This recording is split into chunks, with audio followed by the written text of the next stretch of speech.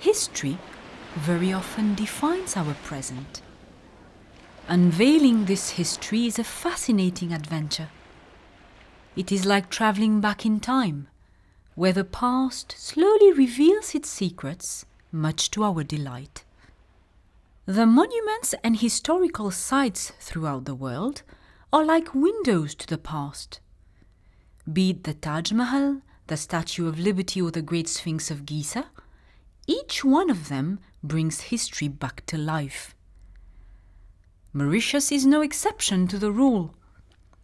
The sites and monuments present on the island give us a glimpse of the important milestones which influence the political, social, and cultural foundation of the island. The Mauritian nation is known for its unique ethnic diversity. Through those sites and monuments, the Mauritian people can take a step back in time and discover, each in their own way, their origins, and also find therein some inspiration to build the future. These sites and monuments are cherished by the locals and also very popular with the many tourists who visit the island every year. They are now preserved as national heritage. Two of them, the Aapravasi Ghat and Le Morne cultural landscape, are even listed as World Heritage by UNESCO. The World Heritage sites and monuments are selected because of their great value and contribution to the natural and cultural heritage of the world. They have a unique global significance which transcends national and temporal boundaries. In Mauritius, the Aapravasi Ghat was classified as World Heritage by UNESCO in 2006. It was built at Trou-Fanfaron in 1849 to receive the many indentured labourers coming to the island. The place where the immigrants from India landed is at what is nowadays known as Aapravasi Ghat. At the time, it was called as the Immigration Depot or Coolie Depot. The word coolie is no longer used as it was considered to be an insult at the time. Hence the name was changed and people at the time decided that it needed a more appropriate name. So at the site there was what we call an immigration office and the depot.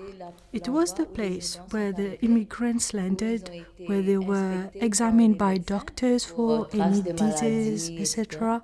They were given new clothes and they stayed there for a maximum of 48 hours so as to explain to them their employment contract, to translate the contract, to have them sign it in front of the magistrate. And it was from there that the owners of the sugarcane estates came to take them to their various plantations.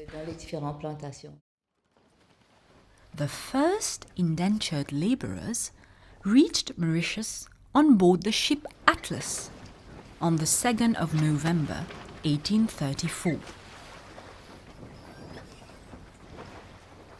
The large ships which could not reach the shore stayed in deep waters. Canoes were then used to transport the passengers, who were then disembarked on the steps of Aapravasi Ghat. This is where the indentured labourers took the first steps in their new homeland. The era of indentured labourers began with the abolition of slavery in 1810 and coincides with the start of British colonization in Mauritius. However, up until 1834, due to a severe lack of labour, the slaves, who were then known as apprentices, continued to work as farmers and artisans to prevent a major collapse of the country's economy, especially the fast-growing sugar industry. After this transition period, in 1834, the British government selected the island of Mauritius to be the first site for what was called the Great Experiment. It consisted of recruiting indentured labourers from India to work in various sugarcane plantations around the world. The British government wanted to demonstrate the superiority of free labour over slave labour in its plantation colonies. Since India was under British rule at the time, it was the country of choice for the recruitment of indentured labourers. By overstating the benefits of these 5-year renewable contract jobs, the recruitment agents managed to convince many poor people to leave their homeland. This cheap labour came from several regions of the Indian subcontinent, namely Bihar, Bengal, Uttar Pradesh, Tamil Nadu, Andhra Pradesh, Karnataka, Kerala and Mumbai, known as Bombay at the time. 8,740 Indians were also employed as soldiers on the island. However, 5% of the indentured labourers came from elsewhere, namely China, Southeast Asia, Madagascar, East Africa and the Comoros Islands. This transfer of workforce lasted until the early 20th century. Thus, from 1834 to 1910, nearly 500,000 immigrants climbed the steps of Aapravasi Ghat. This puts Mauritius at the top of the list of countries that resorted to using indentured labourers. This site is tangible evidence of the mechanism of the early settlement of Mauritius. Therefore, not only is Aapravasi Ghat of great historical importance, but it also holds a great emotional and symbolic value, as more than 70% of the ancestors of the Mauritian people set foot on the island for the first time on these very steps. At the extreme southwestern tip of Mauritius stands the majestic mountain Le Morne Brabant. At the foot of Le Morne Brabant, facing the sea and beautiful beach, lies a site within a peaceful garden. The main sculpture can be found in the middle. It is surrounded by various other sculptures and engraved stones. These works of art represent the different countries from which slaves were forcefully brought to Île-de-France, and also the places to which they were shipped off. The names of these countries can be found: Mozambique, Madagascar, India, China, Malaysia, Haiti, Réunion Island, France and Senegal. The initiative of erecting this monument purposefully at the foot of Le Morne Brabant highlights the powerful significance of this site as a focal point for the commemoration of the abolition of slavery and its strong symbolism of resistance to slavery. This decision is the result of an aggressive campaign launched by UNESCO in Benin in 1994. The 23rd of August is the International Day for the remembrance of slave trade and its abolition. This day is intended to inscribe the tragedy of slave trade in the memory of all peoples. It gives us an opportunity for collective consideration of the historic causes, the methods, and the consequences of the tragedy that is slavery. Le Morne is a very symbolic mountain which represents the resistance of the maroon slaves in Mauritius. During the period of slavery, there were many slaves who fought against their enslavement and ran away from their masters. Many slaves took to the forests and the mountains because these were the only places where the settlers would not find them. Archaeological excavations were carried out in the years 2003 and 2004, and it was then that the archaeological team discovered caves at the top of the Le Morne mountain and on its cliffs, and traces of human habitation were found. It was concluded that the stories, the oral traditions that exist in the village at Le Morne, saying that Maroon slaves were established there, have a grain of truth in them, as we have now found archaeological proofs.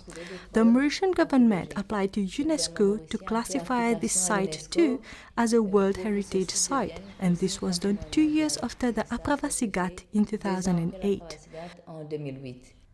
The International Slave Route Monument was erected at the foot of Le Morne Brabant to commemorate those slaves who jumped off the mountain, choosing death over slavery. During the slave trade years, Mauritius, then known as Île-de-France, was one of the colonies which belonged to a complex network involving different continents. It is said that hundreds of slaves who lived hidden on the mountain chose to jump off its cliffs, their feet bound, choosing freedom in death rather than face the horrors of dehumanization in the form of slavery. Faudrait pas n'oublier, n'a pas fins était pour n'enyer. L'histoire est n'a valer, mais il est là pour faire réfléchir. Tila et la lile, oh la et la la. When visiting Le Morne, anyone who knows the dreadful tales will be deeply moved when pondering on the tragic fates of the slaves. On a un document d'archives. We have one document in our archives which states that when the British soldiers came to announce the abolition of slavery, there was a slave community at the top of Le Morne mountain. But when they saw the troops coming, they did not know that slavery had been abolished, and they thought that they had come to capture them. Legend has it that some threw themselves off the top of the mountain. I think it's plausible, but when the archaeological team tried to find the skeletons, none were found. But it is said, and some have seen those skulls, that the owner of the Morne estate at the time, Mr. Gambier, has kept many of those skeletons. And for this we have interviewed many inhabitants of Le Morne who worked for him. They confirm having seen those skulls. I believe there's history here that deserves that we continue researching, and that perhaps someone one day could ask this family to let us continue the research on this site. I think there's still much to be done on the Le Morne site.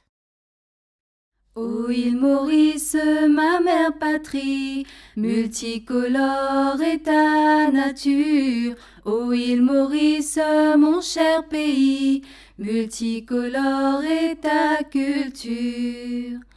Tu es petite, certes ma docile, mais ta culture est amplement riche. Hindous, chrétiens, musulmans, bouddhistes, nous vivons tous en paix ici. Ô île Maurice, ma mère patrie, multicolore est ta nature. Ô île Maurice, mon cher pays, multicolore est ta culture. Ô île Maurice, ma mère patrie, multicolore est ta nature. Ô île Maurice, mon cher pays, multicolore est ta culture.